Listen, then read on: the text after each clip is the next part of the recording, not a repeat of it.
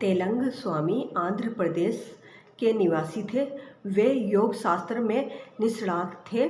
उन्होंने अपने समय के बड़े बड़े योगियों से इस विद्या की शिक्षा ग्रहण की थी। उनका मानसिक झुकाव बाल्यावस्था से ही वैराग्य की तरफ था और वे अविवाहित रहकर धर्म साधन करने के इच्छुक थे, पर माता के बहुत अधिक आग्रह करने पर उन्होंने विवाह कर लिया और जब तक माता जीवित रही वे गृहस्थाश्रम का निर्वाह करते रहे।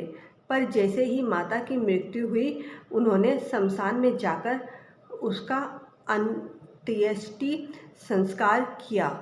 उसी समय उन्होंने अपना संसार त्याग का निश्चय सब प्रकट कर दिया।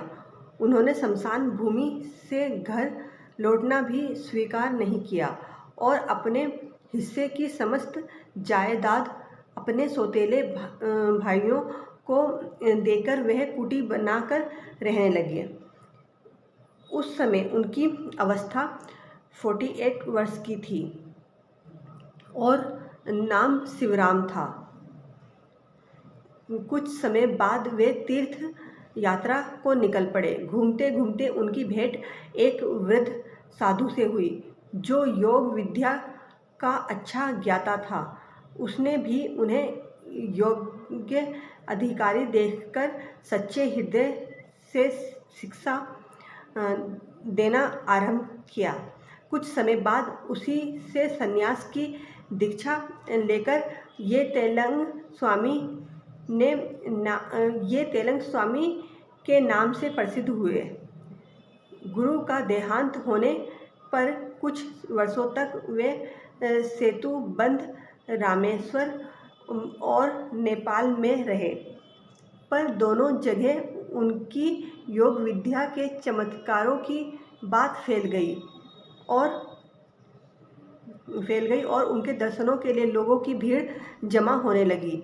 इससे उनको बड़ी असुविधा हुई और योग साधना में विघ्न पड़ने लगा।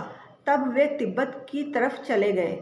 वहाँ मानसरोवर के तट पर रहकर उन्होंने बहुत समय तक योगाभ्यास किया। जब उनको सिद्धि प्राप्त हो गई तो वे वहाँ से चलकर मोक्ष धाम काशी नगरी में पधारे। कुछ समय तक तो वे दशाश्वमेध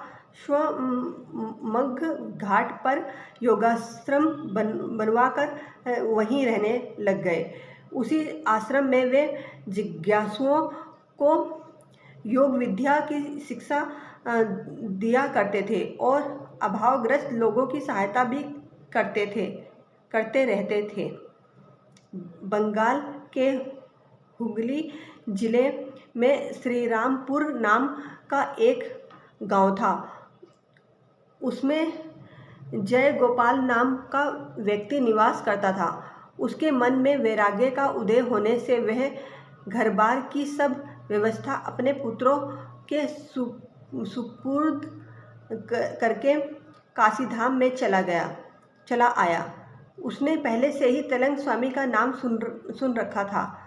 काशी आने पर वह हर रोज स्वामी जी के दर्शनों के लिए आया करता था और थोड़ा फल फूल और दूध उनके लिए ले जाता था। इस प्रकार बराबर जाते रहने से स्वामी जी की कृपा दृष्टि उस पर रहने लगी। एक दिन उसने स्वामी जी से कहा कि आज ना जाने क्यों मेरी छाती धड़क रही है और घबराहट हो रही है। इससे मुझे शंका होती है कि कोई अशुभ घटना ना हो। स्वामी जी ने कहा कि मैं अभी तुम्हारे घर का समाचार मंगाए देता हूँ। यह कहकर उन्होंने जरा देर के लिए आंखें बंद कर ली और फिर जय गोपाल से कहा कि तुम संध्या के समय भोजन करके यहाँ आना। जब वे संध्या समय वहाँ आए तो स्वामी ने कहा कि आज प्रातः तुम्हारे बड़े पुत्र की हैजा से मृत्यु गई है। यह सुनकर जय गोपाल बड़ा व्याकुल हो गया। जब स्वामी जी ने उसे संसार की असारता का उपदेश दिया, जिससे उसे कुछ शांति प्राप्त हो गई। रात्रि के समय निद्रावश सो जाने पर उसको अपना पुत्र दिखलाई पड़ा। दूसरे दिन उसने अपने घर को अर्जेंट तार भेजकर समाचार मंगाए, तो उत्तर आने पर मालूम हुआ कि स्वामी जी का कथन अक्षरशः सत्य था। काशी में आने के बाद स्वामी जी घोर जाड़े की ऋतु में भोजन और निद्रा का त्याग करके 2-3 दिन तक गंगा जी के जल पर पड़े रहते और कठिन से कठिन गर्मी के मौसम में तपे हुए पत्थरों पर बैठे रहते।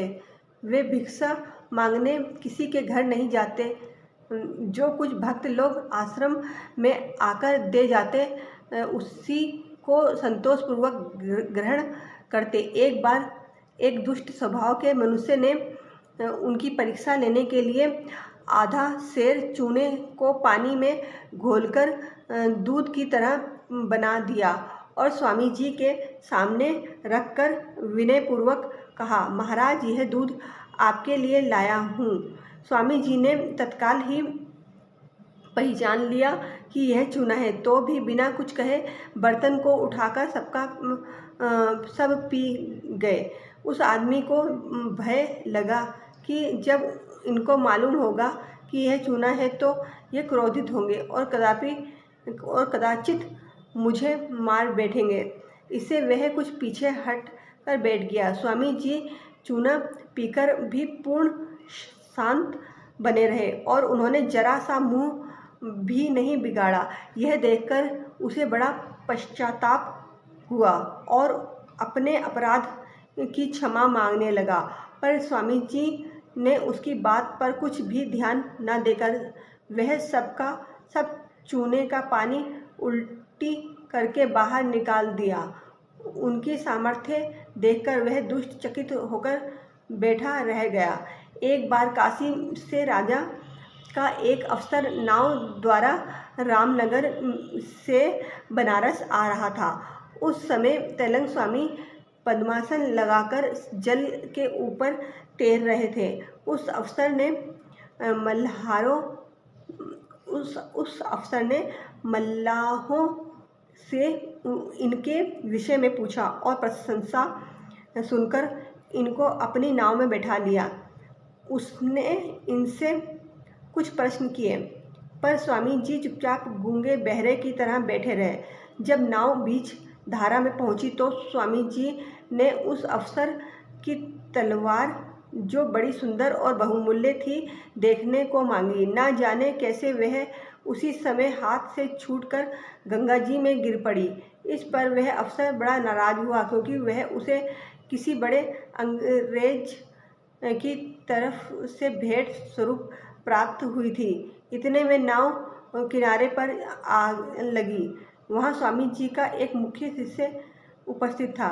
उसने अफसर को गुस्सा होकर बकते हुए देखा तो कहा कि आप नाराज ना हो, मैं गोताखोरों को बुलाकर गंगा जी में से तलवार निकलवा दूंगा। स्वामी जी ने जब देखा कि उनका शिष्य बहुत दुखी हो रहा है, तो उन्होंने गंगा जी में हाथ डाला और 3 तलवारें निकालकर अफसर के हाथ में रखी कि इनमें से जो तुम्हारी हो उसे पहचान कर ले लो। यह चमत्कार देखकर अफसर तो भौचक्का रह गया और अपने अपराध के लिए क्षमा मांगने लगा। अफसर ने अपनी तलवार पहचान कर ली और शेष 2 तलवारें स्वामी जी ने पुनः पानी में फेंक दी।